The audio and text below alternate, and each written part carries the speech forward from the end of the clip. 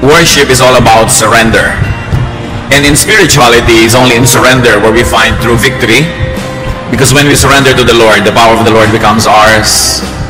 And our trifle powers and energies stop resisting the divine. And divine will prevails in our lives. Napakarami pong mga pamilya ngayon nagkakawatak-watak. Marami mga kamag-anak, mga kapatid, magpipinsan, kakaibigan, nagkakalayo-layo.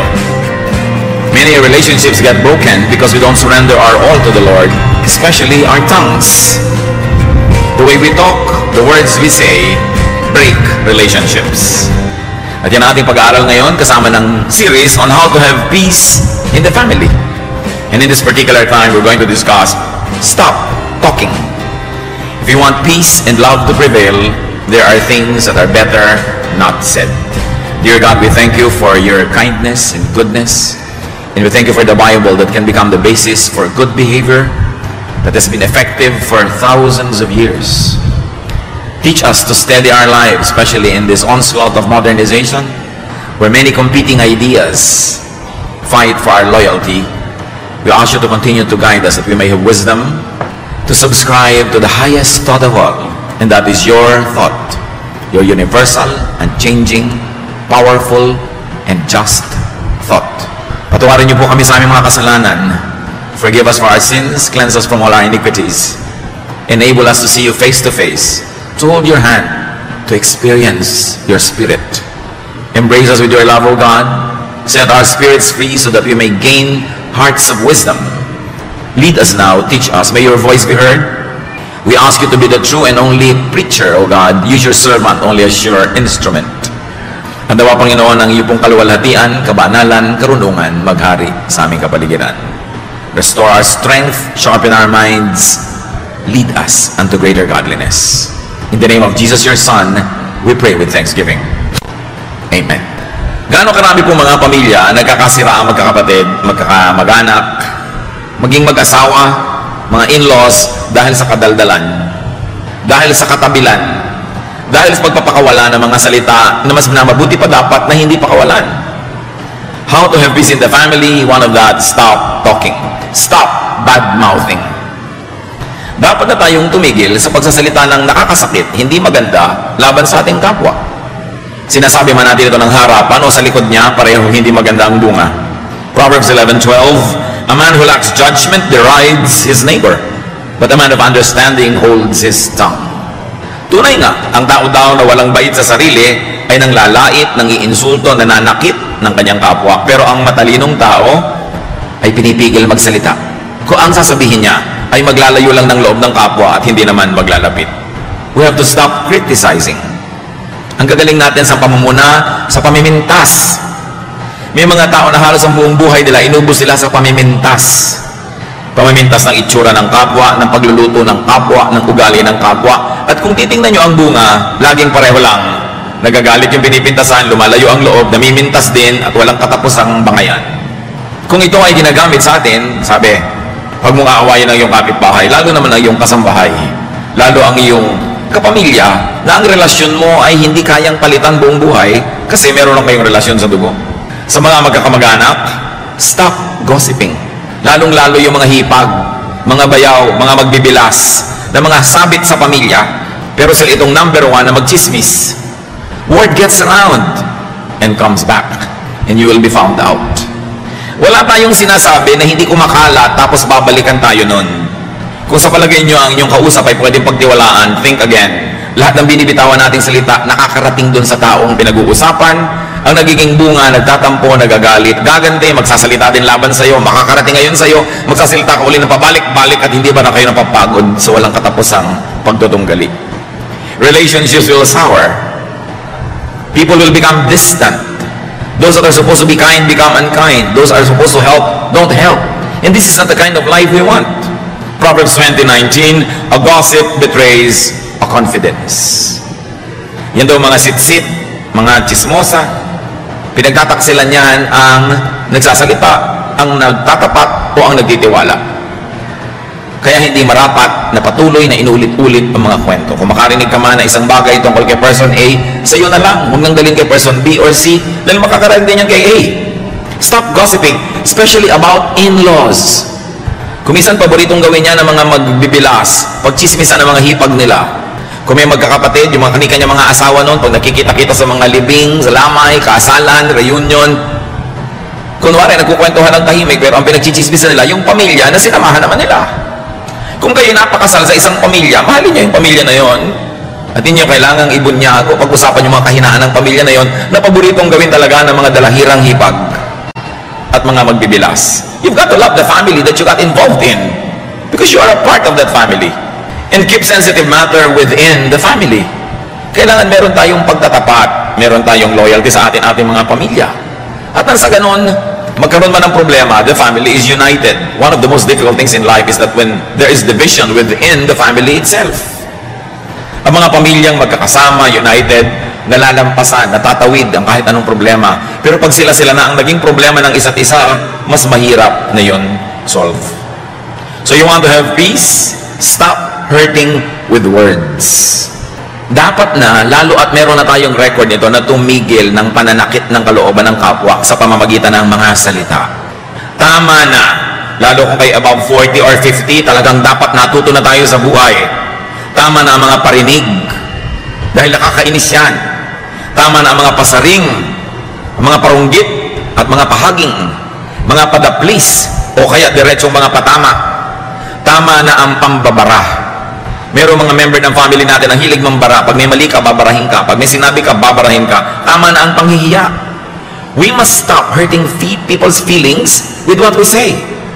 Yes, there is freedom of speech. Yes, you may say what you want to say, but do you really want to alienate people from you? Do you really want to insult or hurt people so that you can say your truth? If it's true at all. And even if it's true, it doesn't entitle you to declare it anytime, any moment, anyhow. Because for everything there is season and a time for every matter under heaven. Sabi ng Desiderata, speak your truth quietly. Hindi kailangang ipagsigawan. If you're correcting somebody, if you're opposing somebody's idea, it doesn't to be in front of everybody, especially in an Asian setting where people are sensitive, where it is important to save face. Proverbs 12:18, reckless words pierce like a sword, but the tongue of the wise brings healing. Pag daw hindi iningatan ang pagsasalita, pagpadalos-dalos, daig pa ng mga salita ang matatalim na mga espada na sumusuga, na pagdurugo ang ating kapwa. Pero ang tao daw matalino, pag binitawan ang salita para magpagaling. Hindi para manakit, hindi para lumala. Why hurt others with your mouth when you can heal wounds with the same mouth? What will you really get? What kind of satisfaction or pleasure or happiness will you get out of hurting people, embarrassing people, and becoming disrespectful? Stop talking too much. You want world peace? Just got to have what you say. Peace will be achieved. Proverbs 10:19, when words are many, sin is not absent. But he who holds his tongue is wise. Control the urge to talk negatively about others. Control the urge to talk negatively to others. In this kind of setting, unsaid words are treasures. Released bad words are garbage and pollutants. Ang mga pangit, masakit na salita na hindi natin binibitawan ay parang kayamanang itinatago mo. Pero ang mga pangit at masakit na salita na binitawan mo na ay parang basurang ikinalat mo na. At kahit anong sorry, kahit anong gawin mo later on, nakakalat na, hindi mo na mababawi. Isang senyales ng kamangmangan ng foolishness, yung pagsasalita ng hindi iniingatan. Yung ibinagyayabang mo ako, pag inisip ko, sinasabi ko. Yung pagka naisip ko, talagang ibubulalas ko. Bakit? Ganun ang iniisip ko sa kanya, sasabihin ko, I'm sure marami kang kaaway. I'm sure ko konti magmamahal sa'yo. Hindi ipinagmamalaki yun. Dapat pigilin yung ganong kate ng dila. And next, to stop talking too much is to stop nagging. May mga taong nakakasakal kasama, nag ng nag, takatak ang bibig, walang tigil. Do you know that nagging is trespassing? Because the sound of your voice enters the private ears of people around you. Paglampas yan sa iyong mga boundaries. And stop nagging, especially if you are being ignored, unheeded, exactly because you nag. Alam niyo po ba na maraming bungangera talagang hindi pinapakinggan kaya lalong nagbubunganga? Ang hindi nila naaalala, kaya nga sila hindi pinapakinggan dahil naiinis sa pagbubunganga nila. na yung hindi pagsunod sa kanila at hindi pagbibigay sa kanila isang uri ng rebellion o paglaban. Kung pagbubunga nga ang ginagawa natin, siguro meron tayong gustong ma-achieve. Meron tayong gustong magawa, makamit. Pero pagka hindi nagwo-work, if your nagging doesn't bring the product that you want, then you've got to change your approach. Kung yung asawa nyo hindi nagbabago ka na dapat baguhin nyo ang inyong style. Kung hindi nagbabago ang inyong anak, ang inyong sino man sa kananag, change your style. Now, people who are being nagged, why don't you help this person to stop nagging by giving her or him what he wants? Many people nag because they don't get what they want. Maybe sometimes they are right. And it is also to your credit if you make them stop talking by listening to them if they are right. Pero dapat tumigil tayo ng sobrang pagmamalabis ang bunganga. Kung talagang meron tayong gusto sabihin sa ating kapwa, isang tahimik, payapa, matalinong usapan, walang emosyon, walang sigawan, walang paronggit, sabihin nyo ang inyong niloloob. At nang masabi din naman ng tao ang kanyang iniisip, at tapos ang tama na, huwag nyo na ulit-ulitin na inag. Makakainisan lang kayo. Maraming mga tao tumanda na lang, hindi pa natututo, lahat ng naiisip sinasabi, pero tingnan nyo, may talab ba? Nakukuha ko ba talaga yung gusto ko? Kabubunga nga. At kung nakuha nyo man, baka napilitan lang yung nagbigay, pinagbigyan lang kayo, huwag yung asahang laging mangyayari uli yun dahil nagbunga nga kayo. Iba yung ibinibigay ng kusa, at iba naman yung pinipiga mo dahil ang kulit mo. Masarap yung may okasyon, hindi ka naman humihingi ng regalo, niregaluhan nga kusa. Kesa sita ka ng sita, bakit ako di man niregaluhan? Eh hindi ka na nga niregaluhan, dapat makahalata ka. Dahil kung gusto ka na magregaluhan, mahirap ba magkusa? So kung paulit-ulit ka, lalo lang maiinis yung tinatanong mo, bakit tungkulin ba niya, niregaluhan ka? Nasa batas ba yun na dapat niyang gawin? Minsan marami tayong demands. Bakit ako hindi mo dinadalaw? Bakit ako hindi mo giningitian? Bakit pagka ako kasama mo, tahimik ka lang? Ang tanongin natin sa sarili natin, ba't masaya siya pagkasama niyo yung iba, tapos pagkasama kayo, wala siyang gana? Ba't siya mabait sa iba, sa inyo hindi? Kasi kung mabait na siya sa iba, ibig sabihin, marunong naman siya maging mabait. So kung hindi siya mabait sa inyo, sinasadya niya. Kasi marunong naman pala siya maging mabait sa iba. So deserve before you desire. Baka manahimik kayo, mas maging effective pa. Kasi alam nyo, mayroong konting tao na tinatabla ng bunganga, konti lang yon. Mas marami, naiinis sila doon at lalo ka lang sasadistahin. Lalo ka lang bibiguin, hindi ka bibigyan ng tagumpay. Many people are offended by too much talk so that they will frustrate you. They will never give you what you want because they rebel against your mouth. So be wise. Don't just talk, but achieve results. And most of the time, gentleness, quietness, kindness will go far, very far, much farther than a speech. Isa pa pong dapat nating matutunan, lalo tayong mga Pilipino, stop asking too much. Stop asking too many questions. Yes, parents and family members are stakeholders in people's lives, and up to a point, they are entitled to ask questions. But some pieces of information are better off volunteered rather than coerced from people. May mga bagay-bagay, mga ideya at impormasyon na mas masarap, mas matamis kung kusang ipinaalam. Kesa piniga nyo ng piniga yung tao para lang malaman nyo yung gusto nyong malaman. Maraming kanya mga nanay. Anong binili mo? O ano po? Ano nga? Ganito po. Magkano? Ba't ka bumili nun? Etc. etc. You know, up to a point that might be done, especially kung ang kausap nyo bata, formative years. Pero pag may edad na, matuto tayong maggalang kahit ang sarili natin mga anak. We should give them privacy. Hindi tayo tanong ng tanong, saan ka galing? Yung mga iba, kung tinatanong lang tayo para mailayo tayo sa panganib, mabuti, okay lang. Pero iba talaga maurinat lang. Malaman lang nila. At itong nakakainis sa mga kamag-anak, may dalawang nag-uusap sa isang sulok. Lalapit yung pangatlo, ano pinag-uusapan nyo? Hindi mo ba nakahalata na lumalayo na nga sa'yo, tapos magtatanong ka pa? Pagka meron kang niyaya doon sa malayo, kinausap mo, paglayo mo, tatanungin niya, anong sabi sa'yo? Mga kapatid, tandaan nyo to, pag hindi sinabi sa inyo ng kusa, huwag nyong itanong. Galang lang yon. Sakit yan ng mga mangmang, yung nagtatanong nang hindi naman ibinibigay sa kanila yung sagot. At kung nakakahalata kayong ayaw kayong sagutin, tumigil kayo ng katatanong. Wala kayong karapatan na pasukin ang kaloob-looban ng utak ng inyong kapwa. Kahit pa nga inyong asawa, kahit pa inyong anak, kahit pa inyong magulang, lalong-lalo kung di nyo naman talaga ano-ano. Dahil kung gustong sabihin sa inyo ng tao ang isang bagay, hindi mahirap na kusain niya na sabihin. So maaaring hindi sinasabi dahil talagang sadya niya na ayaw ipaalam sa inyo. At mga kapatid, kung may araw ipaalam sa inyo, huwag nyo nang alamin. May dalawa kayong pinsan na namasyal, hindi kayo kasama. Bakit nyo pa aalamin? Para sumama loob nyo? Tapos para magtanong kayo, ba't hindi nyo ako isinama? Exactly, kaya ka namin hindi sinasama kasi nagtatanong ka ako, ba't hindi ka kasama? It doesn't work. Stop disrespecting people's privacy.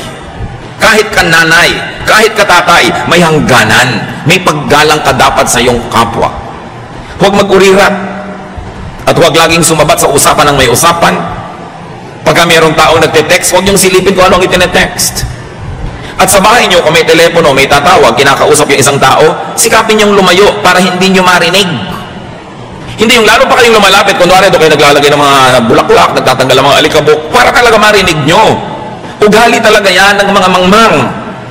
Kung meron tayong paggalang sa sarili at sa ating kapwa, pag may nag-uusap at naririnig mo at hindi ka kasama sa usapan, gumagawa ka ng paraang lumayo para di mo marinig. Respeto ang tawag doon.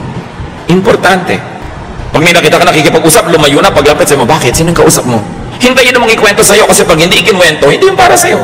Proverbs 20:19, avoid a man who talks too much. And if you're going to avoid somebody who talks too much, all the more that you avoid somebody who asks too much. Maraming mga tanong na hindi dapat itinatanong. May ipinapagawang bahay yung isang tao, mapapadaan kayo, tatanong agad, magkano na nagagastos mo? Anong pakialam mo? Magtanong ka lang kung magdo-donate ka. Pag sinabing kapusa-kapusa nga kami, nalaman mo, may padanagutan ka na tuloy ngayon. O teka, ito yung savings ko, bibigay ko sa'yo. Doon ka pala magtanong. Pero kung hindi ka magbibigay, huwag ka magtanong. Ang dami-dami natin itinatanong sa kapwa, magkano sweldo ng asawa mo sa Saudi? Anong pakialam mo doon? Ang dami nating mga kamangmangan na dapat tayong magising, mga nakakainis na ugali ng ating lahi. Sobrang manghimasok sa buhay ng may buhay. Pag may sarili na yung mga tao, private transaction nila yon, hayaan natin sila. Di ba kayo masasarapan nung nananahimik kayo biglang may lalapit? Alam mo, kanina nakausap ko si ganon, ganito na pag-usapan namin. Bino-volunteer. Ibig sabihin, gusto nila talaga kayong isali. Gusto talaga kayong pagtapatan o kaya ihingi ng inyong opinion.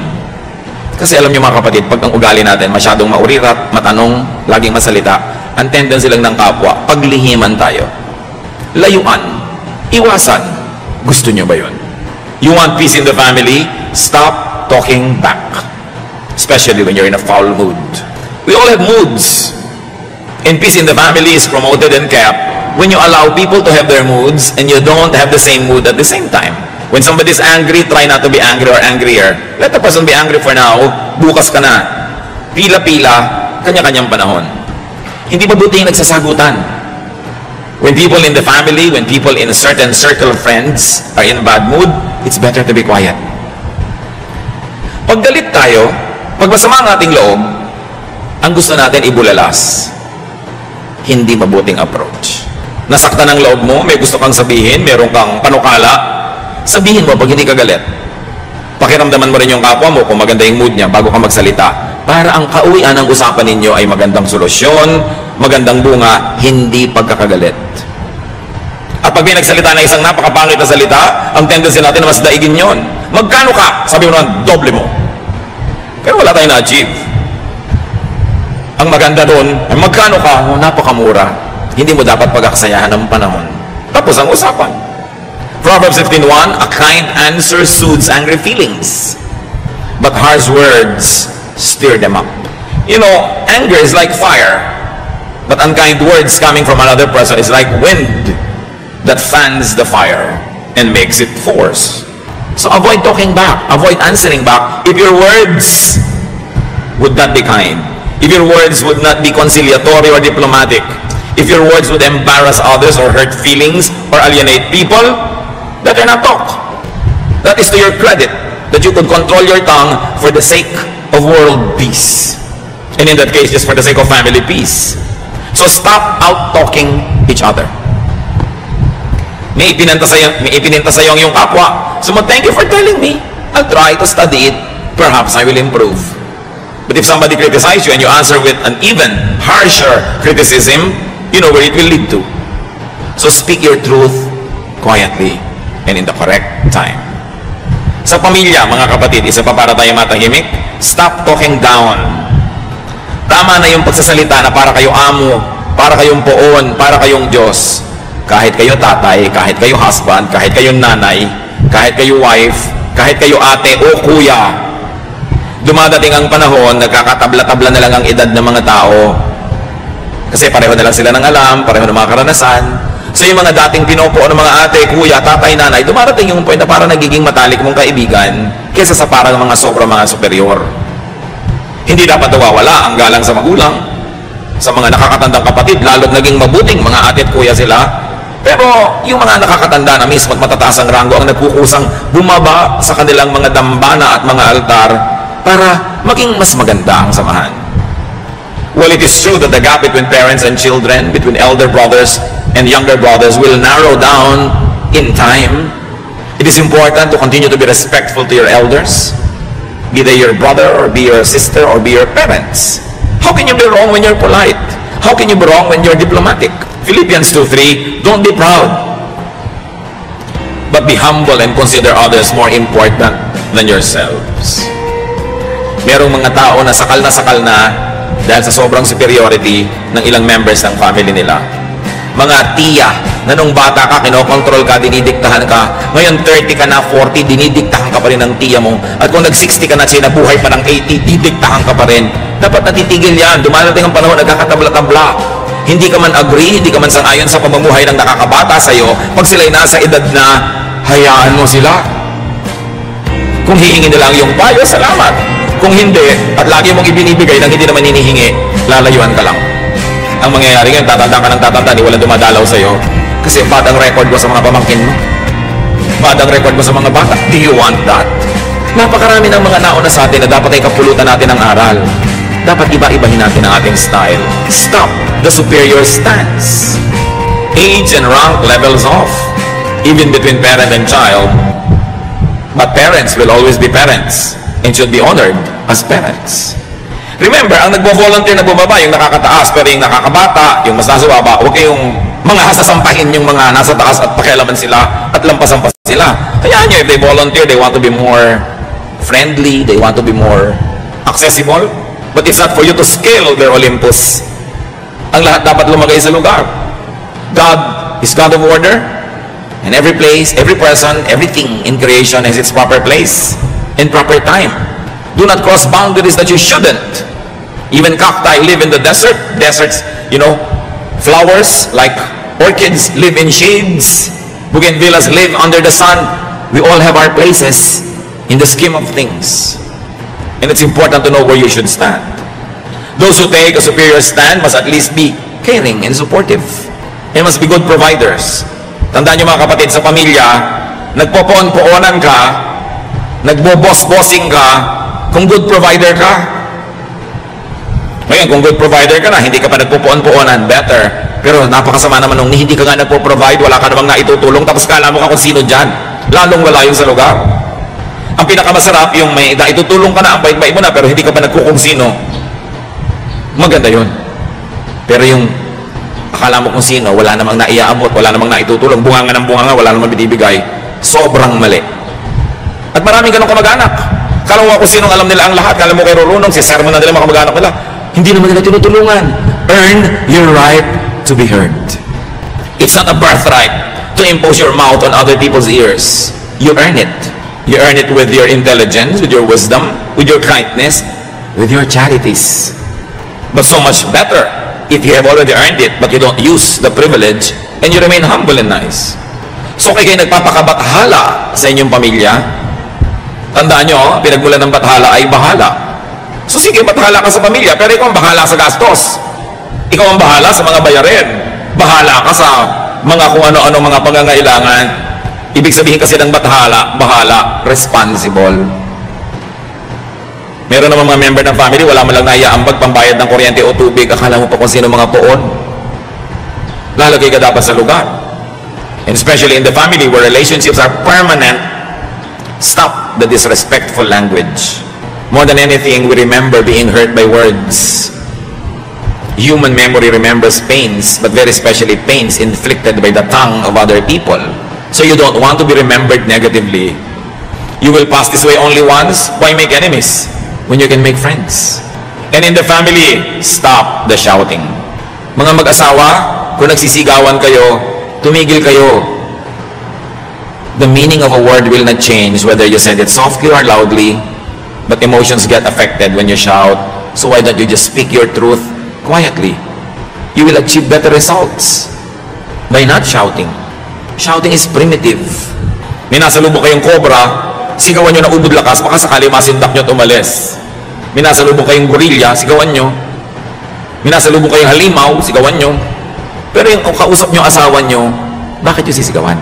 Kausap mo anak mo, ba't mo kailangan sigawan? So kung galit na galit ka, mamaya ka nila magsalita.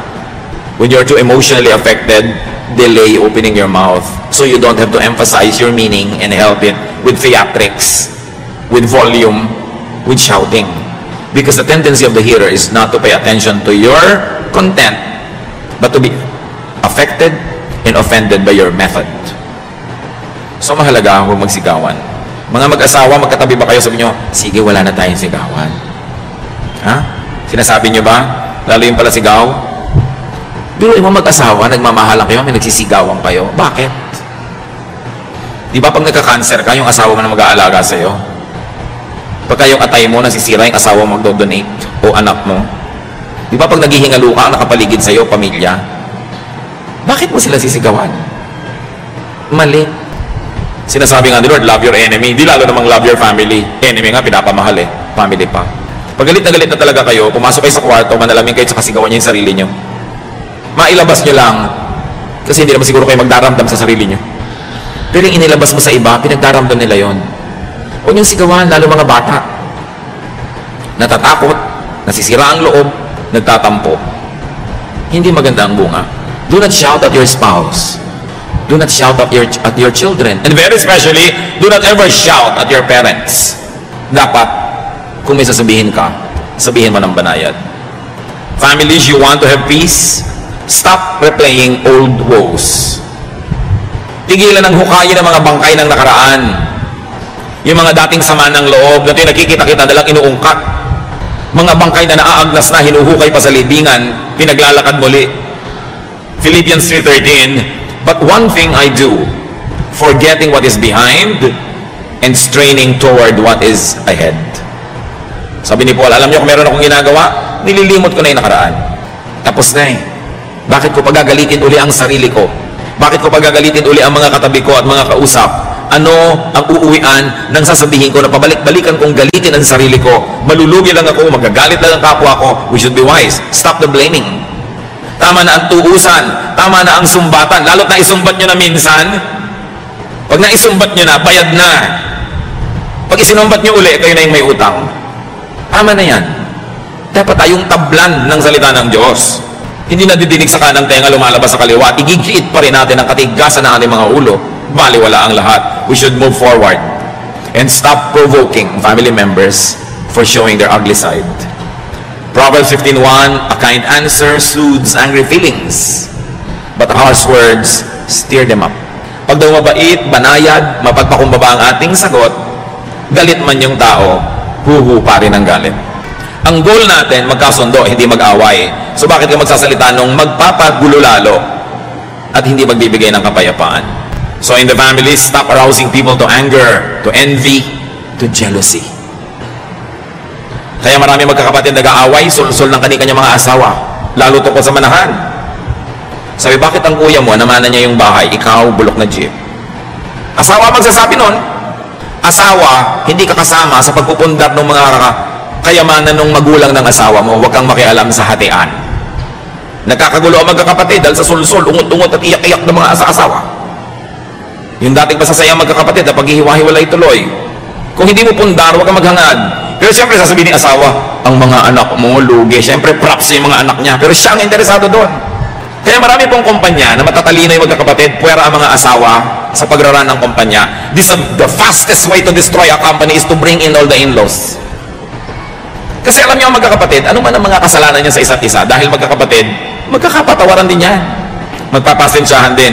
Pero pag may sumaling mga sabit, yan ang nagtatanim, yan ang nagpapalika ng gulo. Kung magtatayo ng kayo ng kumpanya, magkakapatid, off-limits ang mga asawa para tahimik kayo. Pero sabi ng asawa mo, I'm business-minded, Daddy. I like to be involved. Sabi mo, magtayo ka dyan sa tabi natin ang make tusok-tusok the fish balls. Use that business. Mag-business ka dyan, pero huwag ka sumangkot sa pamilyang ito kasi gugulo. Mahal kita, pero, you know, in-laws are like that. So magpakatalino kayo para ang tahimik ang pamilya. Galatians 5:26, let us not become conceited, provoking and envying each other. So stop talking in a harmful way. Ngayon sana mga kapatid, kung naririnig natin ito, huwag natin titigasan ang ating puso. Huwag natin gagalitin ang ating mga sarili. Ibaba ang ating loob. Tanggapin ang pagtutuwid ng mga salita ng Diyos. After all, these are all from the verses of the Bible. Huwag tanggihan. Buksan ang puso para mas sumarap ang buhay at mas maging kaiga-igaya tayo sa ating kapwa. So you don't only stop talking in a harmful way, but you help people stop talking negatively by inspiring them with your kindness, with your love, with your good manners. Inspire people to sanitize and beautify their language by sanitizing and beautifying your own.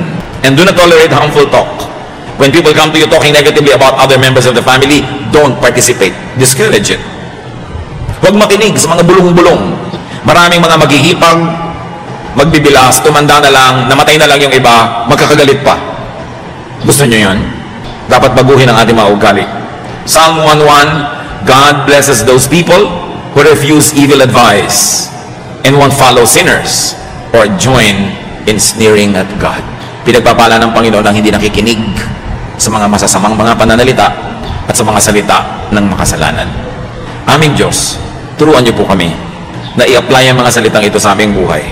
Forgive us, Father, if we have offended you and if we have done things that contradict the holiness of your words. Teach us to correct ourselves. Ituro mo sa amin, Panginoon, na baguhin ang aming pag-uugali, bata man kami o matanda, para ang nalalagi pang panahon ng aming buhay maging matiwasay, tahimik, payapa. Yung mga nasaktan namin at nagalit ay muling bumalik ang loob sa amin at lumapit ang kanilang loob dahil nakikita nilang kami nagbabago. Patuloy mo kaming baguhin ang aming mga buhay, Lord, baguhin ang inyong salita. At sa mga kapwa namin, sa aming mga kapatid na hindi itong problema dahil talagang mabanay at magsalita, mahinahon, masarap pakinggan ang mga sinasabi, salamat. Salamat sa ganong ugali na siguradong nagbibigay ng kapayapaan at magagandang bunga sa buhay ng mayroong ganong pag-uugali. Ituro mo sa amin na maging ganon kami, O Diyos. Teach us to continue to change from glory to glory so we can be more and more like your Son, Jesus. Pagbulay-bulayan natin ang mga salitang ito. In some moments of silence, reflect upon that which we have heard and ask God to give you wisdom to apply this in daily life. Patuloy niyo kaming turuan, Ama, sa ilang saglit ng aming pakikipagniig sa iyo ng tahimik. Pukawin mo ang aming loob. Ipakita mo ang aming mga tamang ginagawa para lalo naming maulit at ipamukha mo sa amin ang mga mali at ng maituwid. Magbulay-bulay tayo sa madali.